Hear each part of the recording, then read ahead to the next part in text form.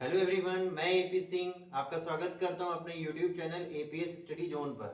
तो आज हम आपके लिए साइंस का एक नया टॉपिक लेकर आए हैं जिसका नाम है संकरण। तो क्या होता है संकरण? तो इसको अगर देखें तो इंग्लिश में इसको कह सकते हैं हम लोग क्या, हाइब्रिडाइजेशन कहते हैं। क्या कहते हैं?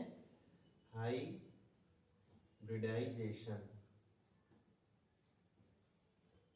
क्लियर? और ऐसे क्या कहते हैं हम लोग हिंदी में इसको तो संकरण के नाम से जानते हैं। होता क्या है संकरण? तो जब दो भिन्न भिन्न ऊर्जा स्तर के उपकोषों को एक साथ मिलाकर के एक समान ऊर्जा स्तर के उपकोषों में बांटने की प्रक्रिया ही कहलाती है क्या? हाइब्रिडाइजेशन। क्या कहेंगे? भिन्न भिन्न ऊर्जा स्तर के उपकोषों को एक साथ मिलाकर के एक समान ऊर्जा स्तर में बांटने की प्रक्रिया कहलाती है क्या? हाइब्रिडाइजेशन या संकरण। इंग्लिश में अगर इसको हम लोग देखें तो कहेंगे mixing of different energy orbital and their redistribution into equal energy orbital is called क्या? हाइब्रिडाइजेशन। क्लियर है? अगर सिंपल इसी डेफिनेशन देखें तो क्या बोल देंगे इसको हम लोग? Mixing of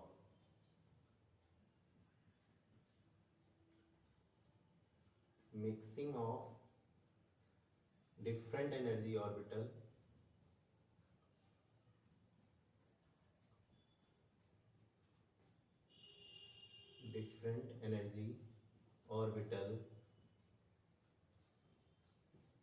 and their redistribution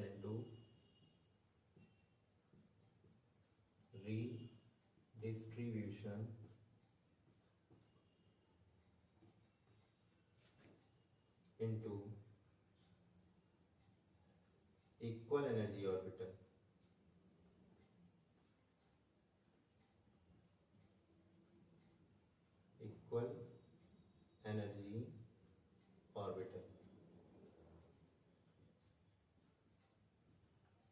is called क्या? हाइब्रिडाइजेशन।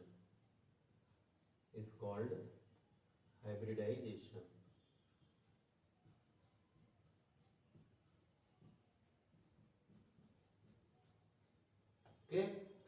और हिंदी में क्या मैंने बताया? भिन्न भिन्न ऊर्जा स्तर के कोशों को एक साथ मिलाकर के एक समान ऊर्जा स्तर में बांटने की प्रक्रिया ही कहलाती है क्या? संकरण। ठीक है? संकरण कितने प्रकार का होता है तो उसको हम लोग देख सकते हैं। संकरण होता है कितने प्रकार का? मुख्यतः 3 प्रकार का वैसे तो देखा जाए। कौन कौन सा होता है तो ऐसे देख सकते हैं हम लोग। ठीक है? पहला है आपका कौन सा संकरण? एसपी संकरण। क्या नाम दे देंगे?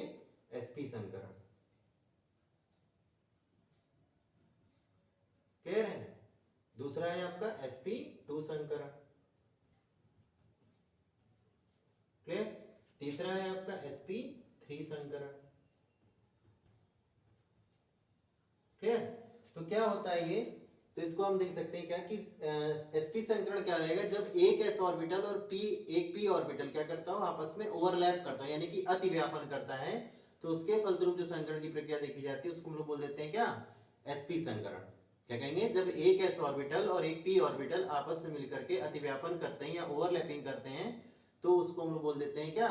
sp संकरण। s ऑर्बिटल और p ऑर्बिटल का अगर हम लोग शेप देखना चाहें तो शेप कैसा हो सकता है? s ऑर्बिटल जो होता है आपका गोलाकार हो सकता है। कैसा होता है? गोलाकार। ये s हो गया। ठीक? और p ऑर्बिटल कैसा रहेगा? डंबल शेप, कुछ इस तरीके का। अब देखिए दोनों जहां पर मिले हैं उसी को बोल देते हैं क्या? अतिव्यापन। तो ये जगह पर ये क्या कर रहे हैं, जहां मिल रहे हैं इसको बोलते हैं क्या? अतिव्यापन या ओवरलैपिंग कहते हैं। क्लियर है?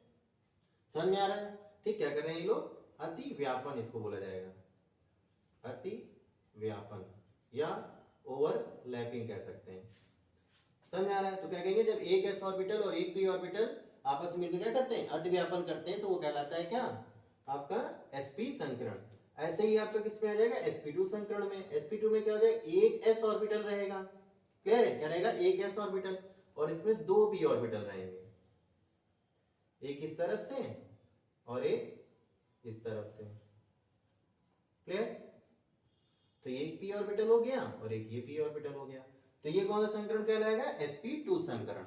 क्लियर है? क्या कहेंगे? जब एक s ऑर्बिटल दो p ऑर्बिटल्स के साथ मिलकर के क्या करता है? अतिव्यापन करता है, तो उसको हम लोग बोल देते हैं क्या? sp2 संकरण। sp3 संकरण में देख ले तो क्या हो जाएगा? इसमें आपका एक s तो रहेगा ही रहेगा। ठीक है? s तो एक रहेगा लेकिन p ऑर्बिटल कितने हो जाएंगे? 3 हो जाएंगे। ठीक है? एक यहां पे और एक आपका ऐसे और एक आपका ऐसे। क्लियर? तो इधर हो गया, इधर हो गया और इस तरह से। तो ये क्या हो गया? p ये हो गया एक p और एक ये हो गया p, और बीच में क्या है तो s ऑर्बिटल है। क्लियर है? यानी जब एक s ऑर्बिटल और 3 p ऑर्बिटल आपस में मिलकर क्या करेंगे, अतिव्यापन करेंगे, तो वो जो संकरण होगा वो कहलाएगा क्या हमारा sp3 संकरण। अच्छा, एक चीज इसमें और आ जाती है कि किस संकरण में कौन सी सिमेट्री होती है। ठीक है, तो सिमेट्री क्या हो जाएगा इसमें कि जैसे मान लीजिए अगर हम लोग sp संकरण की सिमेट्री देखें तो ये कैसी होती है, प्लेनर होती है। कैसी होती है? प्लेनर होती है। कैसी रहेगी? प्लेनर। ठीक, अगर इसको हम लोग देख लें तो इसकी होती है स्क्वायर प्लेनर। क्या हो जाएगी? Square planar.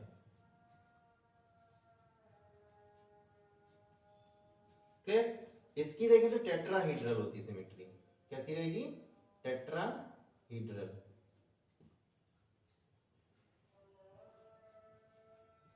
क्लियर है? इसकी कैसी रहेगी? टेट्राहीड्रल सिमेट्री हो जाती है। क्लियर? तो ये चीज थोड़ा सा ध्यान रखेंगे। ठीक है, अगर इसको हम लोग एग्जांपल के तौर पर और अच्छे समझना चाहें तो टेट्राहीड्रल सिमेट्री जो होती है उसको कुछ ऐसा जैसे आपने देखा होगा तीन जो वो होते हैं, 3 पर वाले जो पंखे रहते हैं आपके सीलिंग फैन, तो उसमें आपने देखा होगा एक पीछे से डंडा रहता है जो कि ऊपर की तरफ जाता है जिससे वो छत में लगा रहता है ना। तो कुछ ऐसा ही स्ट्रक्चर होता है, यानी कह सकते हैं 3D होता है, यानी 3 डायमेंशनल स्ट्रक्चर होता है। वो किसमें रहेगा? आपका sp3 संकरण में। तो उस पंखे को अगर आप देखकर समझ सकते हैं तो उसमें क्या हो जाएगा कि जैसे उसके जो 3 पर निकले हैं वो क्या हो जाएंगे आपके p ऑर्बिटल, और जो बीच में गोल वाला जो पार्ट है उसका, उसको हम लोग बोल देते हैं क्या? s orbital. s ऑर्बिटल होता भी आपका कैसा है? गोलाकार का है। और पीछे से जो एक डंडा गया है जो कि उसमें लगा है कहां जाके? छत में। ठीक है, वो भी एक क्या हो जाएगा आपका स्ट्रक्चर ऐसा रहेगा बॉन्डिंग का जो उसको क्या करेगा? रोक करके रखता है, या कह सकते हैं कि उसको उभारने में हेल्प करता है। ठीक है, तो पंखे में तो चलिए वो रोकने के लिए लगा है, पर यहाँ बॉन्ड में जब इसमें जब देखते हैं हम लोग ऑर्बिटल्स में तो क्या हो जाता है, इसमें जो सिमेट्री होती है वो क्या रहता है कि वो पीछे से उभरा होता है हिस्सा, जो आपका ये रहेगा ऑर्बिटल्स का हिस्सा, वो क्या रहेगा? मेन सतह से क्या हो जाएगा? मुख्य सतह से थोड़ा सा उभरा रहेगा, यानी 3D स्ट्रक्चर रहेगा। क्लियर है? 3D स्ट्रक्चर आपको पता भी है क्या होता है, जो थोड़ा सा मेन सतह से क्या हो, मुख्य सतह से थोड़ा सा उभरे रहते हो। इसमें अगर देखा जाए तो इसमें क्या हो जाएगा? स्क्वायर प्लेन में इसमें हम देख सकते हैं, जो आपने देखा होगा पंखे का एक एग्जांपल है, तो एक तूफानी पंखा जिसमें 2 पर होते हैं। ठीक है, तो उसके जो 2 पर हो जाएंगे वो क्या हो जाएंगे? 2 p ऑर्बिटल हो गए, और एक जो हो गया आपका बीच में जो गोल गोल लगा है वो क्या हो जाएगा? आपका s ऑर्बिटल हो जाएगा।